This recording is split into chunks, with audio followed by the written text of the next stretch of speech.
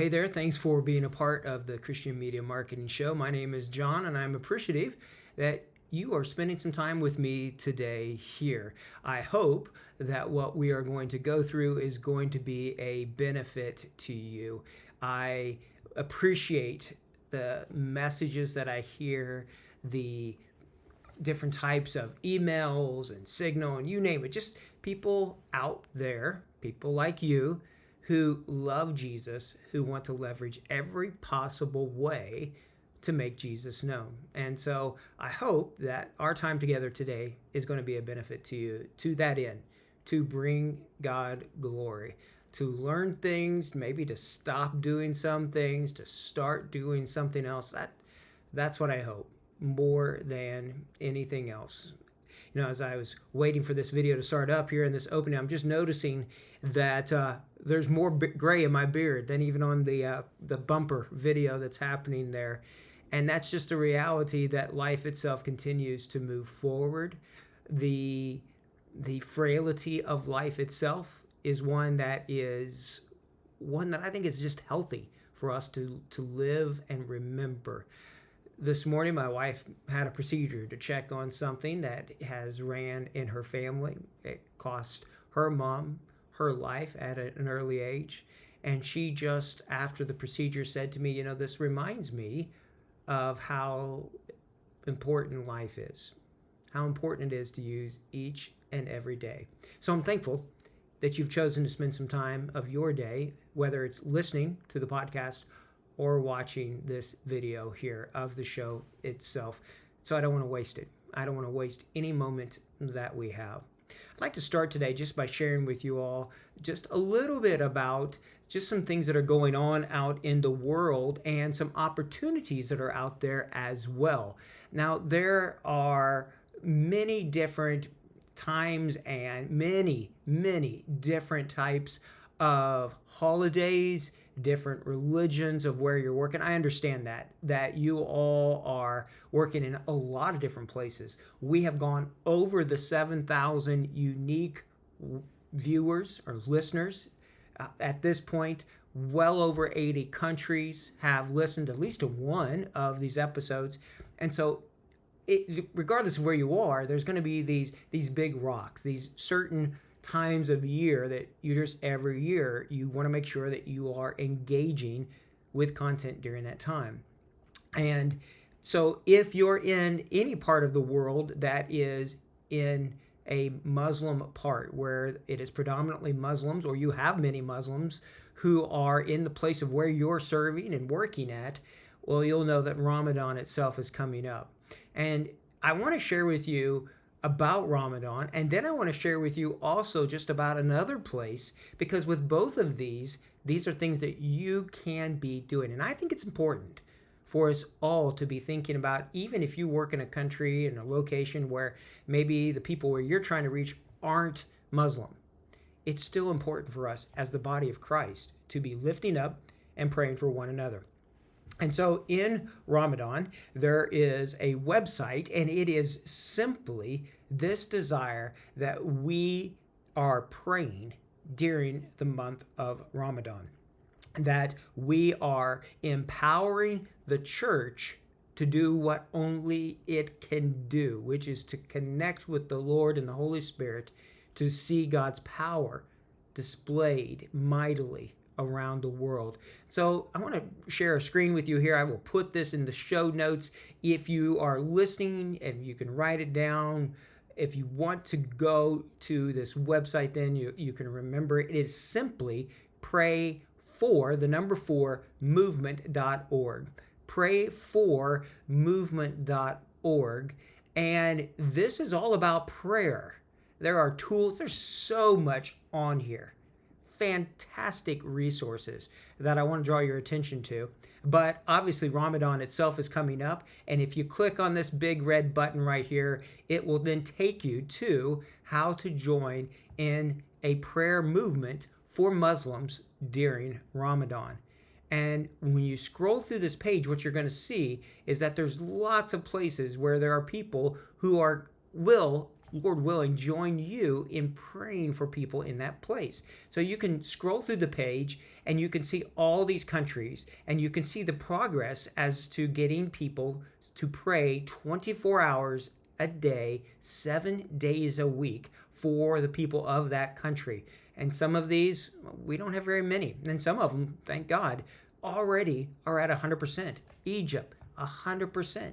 But as you go through this list here and as you see it, if you're watching the video, there's a lot of others that still need a lot of people praying for them. And so you can click on one. Let's say we pick on this one right here, Chad, and then you'll see how much of it is covered, how much is needed for prayer time, and then you can just click to sign up and pick a time slot to pray in your time zone there. And so it's a really simple process. The team that has created this, they've just done an amazing job. And I really would encourage you to be involved with praying for Muslims around the world. Now, if you're running ads during that time, I want to make sure that you're aware as well that on our Kavanaugh Media site, we have a lot of ad examples. And that's what they're meant to be, is examples. Don't just cut and paste. Really think through, run them by local people, make it seem normal and local. The words need to be local, all of that. But I hope that this gives you some ideas of campaigns. And we have a lot of others that aren't on our site that we're using, and we'll put those on there as we get opportunities. But as you scroll through these different ad examples, there is the Night of Power. And this was made available, I think, about 2 years ago, and you can continue to use it. The people that will see it wouldn't have seen it last year, or they won't remember it. And even if they do, I think that they would click. There is this whole idea of the Night of Power of wanting to have visions. And so there are different examples of clips, both from Jesus Film and from Lumo, that have been cut for this. There's examples there of things that you could potentially use. There's all sorts of landing page ideas. There's so much on here, on this page, that we hope that you'll just use some of it and use it to reach out digitally to engage then with Muslims during the month of Ramadan. And so I hope that that will be a resource for you as well. Finally, in the spirit of praying, there have been several of us that have been actively involved with reaching out in the country of Ukraine. In our family here, I think we have the BBC News on if our TV is on pretty much at any moment. And we're watching it. And I've had the live streams up from YouTube, just watching, praying, thinking about this. And then a very large group that we get to work with partnered with 2 or 3 different organizations and groups, and we have all been working together to try to bring gospel content out there to the people, to pray for people, to get relief to them, to be able to encourage them, let them know that they are not alone through it. And one of the key ways you can do that to help them is to pray for them as well. And so just as we have the Pray for Ramadan site and the Pray for Movement, I would love for you to go just simply to pray for the number 4 Ukraine.team. Pray the number 4 Ukraine.team, and you can sign up there to pray for the people of Ukraine during this just unbelievably hard time that they are going through. And so you can sign up there, very similar to the Pray for Ramadan site of what you can do through the process. And you can pray and you can ask God to move. And I would say that that is one of the biggest things that we're seeing out of tens of thousands of comments and of just thousands of messages have come through, are people crying out, asking for prayer for God to move in mighty and miraculous ways, for God to forgive, for God to show his power over man's through this situation. So I would encourage you to be praying for the people of Ukraine. Pray for the over 30 responders that we have that are translating and responding, and for the ads that are being ran there as we're trying to reach out and share good news in the midst of all this tragedy for the people that are there. The receptiveness, some of the numbers that I'm seeing on these ads, I've never seen before, to be honest with you. So the click-through rate, the ad relevancy rate, the comments are just amazing. People are open. People need good news. People need hope. And you and I can be a part of that by praying, and we can join God in all that he is going to do by lifting up all the Muslims of the world and the people of Ukraine during this next month coming up. So I want to encourage you to be a part of both of those. The links to those will be on our website. Ad resources are right there on our Kavanaugh Media website as well. All right, I want to dive into a little bit of training today, and this is one of the things that I have been hearing from many of you about, which is simply, wow, our audiences are completely blown up. The ability and the ways that we were able to target, the things that we were able to do, well, we can't do that anymore. So I can't type Jesus. I can't type Bible. In fact, thousands of things that even maybe remotely were tied to some sort of religion or something that was personal like that, well, it's gone now. And for some, you're really bothered by this because that was your go-to. And so I hope that you've been listening and have been preparing for this as you move forward. But I thought it might be good today. I did a video just a few weeks ago about custom audiences and lookalike audiences, but to dive through the whole interest targeting process itself, because it's possible that there's some really good methodology, strategy, tactics that are still there. We just need to explore and to find them.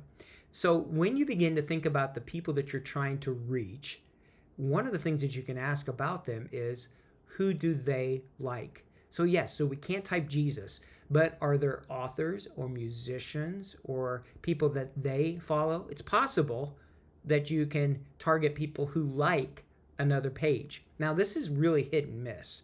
So you can't guarantee that it's going to happen. A long time ago, you could do a lot more than you can now on this, but it's something still really important to be thinking through your target persona. Who do they follow? Who is it that they like? Another question is just where and what are they buying? Are there certain brands? Are there certain stores that they like to go to? Think about those. It's possible that you could run ads for people who like a certain store or brand or person. Another thing that you can look at is just simply, what do they like? Are they, is your target demographic in a certain area, or is it a certain thing that they like to do?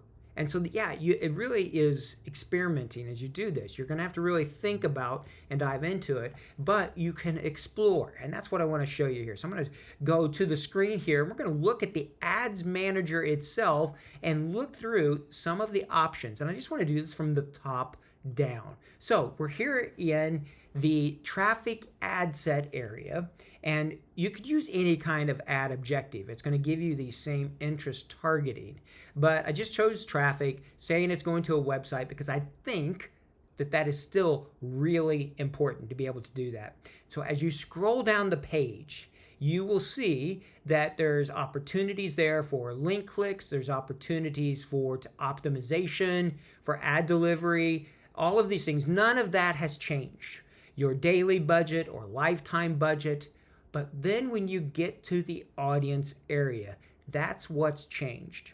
And if you have some saved audiences of website traffic or engagement or video views or people who have clicked on some sort of pixel activity, all of those are fantastic. They still work. Even the pixel one, it's still working. In fact, I just read last night that across the world, a lot of marketers are reporting that their ad results are getting better, that the Facebook ad results have bottomed out and now are starting to turn back and get better again.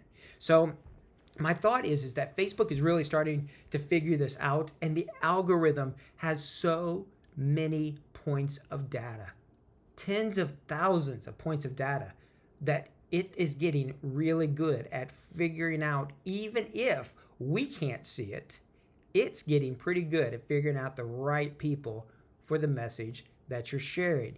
Now, a couple things. Let's dive into this. And as you're looking through this, I'm just going to work from the top down, because it's possible that you haven't seen some of this, So I want to encourage you to get in there and press buttons. Just don't press the green publish button, but play with all these other things and until your ad is ready, then press the green button. But you can do so much in here just exploring, so press buttons.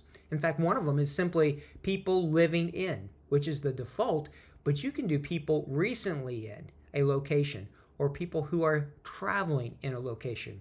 So let's say you're targeting an audience that come into a city to a market, but that's not where they live. Well, you can still get those same people by saying people traveling in this location.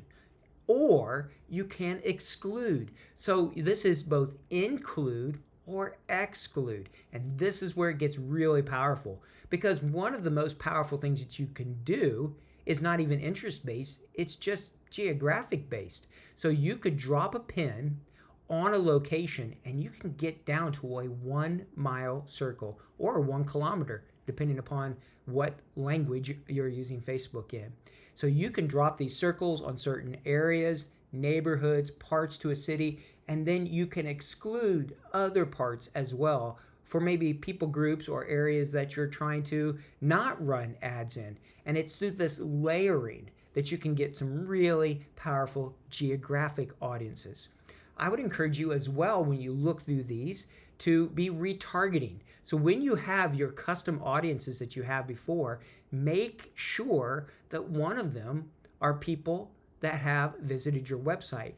Because if you're using YouTube or Google ads or whatever that might drive traffic to your website, you can use those platforms to bring traffic, and then you can retarget using Facebook. And so custom audiences, lookalike audiences, geographic audiences can be very powerful. Age is another one to work through here, to think through. The key here is keeping your audience size to enough size that the algorithm has enough people and data to do what it does, and your ad spend is sufficient to reach the size audience that you're trying to reach. So if you target, like here, for example, in this video, the whole of the United States, and then you sit there and see that it's 230 million plus people and your budget's $100, you're not going to reach them. You just won't. You can spend $10 a day, turn on your ad, and come back to it 6 months later, and your frequency is still going to be 1. That people just aren't going to see it over and over. So I would recommend about 500,000 to 1 million people. And I understand some of you, that's way more than what you're trying to target. But try to get the biggest size that you can for your audience. But then this is the part that's changed. If you're watching the video here, and if you're listening, I'm in the detailed targeting area. This is where you used to be able to type in the word Jesus. So I'll type it in here. And, well, we get Black Jesus, Zola Jesus, Peaky Blinders, Jesus Christ Superstar, but no Jesus that you and I would want to be bringing people to. Well, then, what could we do? Well, one thing you can do is sometimes you can click suggestions, but you're not going to find those kind of things. Same thing here. If I type in the word Bible, I'm going to get the LAD Bible, the Sport Bible, Bro Bible, Soccer Bible, but not God's Bible. So what can we do? Well, you could leave this completely blank and just target from that. Extremely top of funnel. And if you're going to do that, then what I would encourage you to do is where the area says include detailed targeting expansion. Right underneath your detailed targeting, there's a box that says detailed targeting expansion. Click it. I used to not do this, but now with the interest targeting changing, I'm going to bring this in and start using it more and more. The reason why I didn't do it in the past was because if it worked, I didn't know what caused it to work. Like Facebook won't tell you. But at this point, I don't care. I just want to find the people that are willing to click and to go through, send the message, watch the video, or whatever. So I would encourage you to be using the detailed targeting expansion. But if you come up into this detailed targeting box area, there's also a browse button. Click it. And you're going to begin to see that in demographics, you can still target by education, by different financial things, by different life events, like their anniversary, or they're traveling, or they're away. You can go by birthdays, relationships, newlyweds, parents of kids, work. You can go by employers, industry, job titles. Interests are in here, so many different things. This is where, who do they follow? What brands do they like? Where do they shop?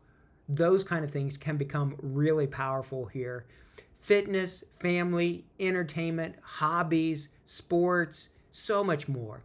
And then if you click under behaviors, you get anniversaries, digital activities, which is interesting. If you click on it, you get gaming, operating systems. You can get early adapters to things in the internet browser used. You can see that. You could go, there's just so much in here, okay, that you can do. Purchase behavior, so much more, all right? And so I would really encourage you to press buttons. Go through this whole list, look through here, and you may find that there are people who fit the demographic that you're trying to reach. So then you could pick on them. So I'm just going to use one, a commuter. And if I click on commuter, right, and then that's what I'm trying to target. And then I'm going to say, here's my location, here's my age, gender, all of these things. But I want to make sure that detailed targeting expansion is turned on. That's my recommendation to you as you move forward. Make sure you click that box. All right, a couple more things here. When you go down through this page, it's always good just to click on things because they continue to change. Where it says connections, if you click in there, you can pick people who are similar to those who already like your page. That could be a great one for you. Just using an audience like that might be exactly what you need. People who do like your page, or you can exclude people who like your page. So there's lots of options there, all right? Continuing down the page, this is where you can use some of your custom audiences, or you can exclude certain ones that are already known. As well as placements, I encourage you, as you're getting started, just leave it on automatic unless you know for a fact that you don't want it to run in a certain location. That's fine then. Choose the ones you want to do. You can block things. You can say, I don't want it to show up in certain areas, because all of this is really powerful to help you be able to get your message in front of the right person. All right. And so all of these things, all of this is going to help you be able to run your ads to reach the right people with the right message. That's what I'm hoping. And then the more and more you do it, the more and more your custom audience will get better, and the more data that you'll have for your lookalike audiences as well. All right. One final thing with this, if you are doing traffic ones, because the pixel has been blocked, I tend to try to do it for link clicks. That's what I'm encouraging people to click on, is optimizing for link clicks, not for landing page views, because the link clicks are happening on Facebook, so those numbers are accurate, even though it doesn't mean that they wait around for your website to load. That is one reason why you want a fast website. You can also do daily unique reach with traffic. So you can say, I only want a person to see this ad once a day or once every 3 days, which is a great way to spread out your ad to reach a larger group of people. Or you can do it so it just goes and tries to get it out there in front of as many people as possible. And that's impressions. So optimizing, even with traffic, I would encourage you to use link clicks unless you're going to use daily unique reach. Then we'd go on, create the traffic ad, and go from there. So I hope that this just gives you an idea a little bit about just what it looks like, the different options that are there.